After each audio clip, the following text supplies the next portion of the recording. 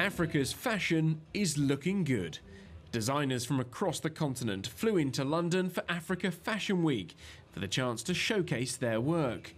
The KwaZulu-Natal Fashion Council brought 20 designers over from South Africa. Managing Director Namonde Masoka says there's been a huge boom in the South African fashion scene around the world. I think South African fashion is breaking ground right now. We have proven so many times in the recent years that we've got talent, especially in KwaZulu-Natal. We have shown 14 companies from KwaZulu-Natal who have dynamic talent. Among those who've come to feature their work is designer Amanda Govender, who set up the label Amanda May. She told the SABC what inspired her to go into fashion. It's pretty much from a little child that I always grew up with the desire and passion. It simply was from the start of my grand teaching me how to sew out of necessity of having clothes.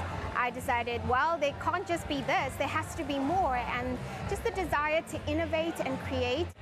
All Amanda's clothes are made by local suppliers and home industries in KwaZulu-Natal.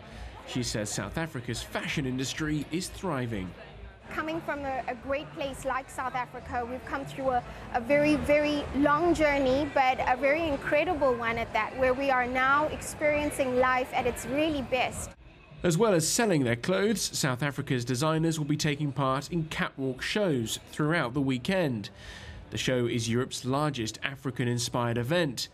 Thembeka Vilakazi runs Yada Exclusive Designs in Durban, which is based on traditional African prints from across the continent. Usually I'm inspired by the culture, African cultures and African music. Especially for this collection, I'm inspired by the Zulu culture, and that's my culture. Around 8,000 fashion lovers are expected through the doors here in London to come and experience Africa's latest designer offerings.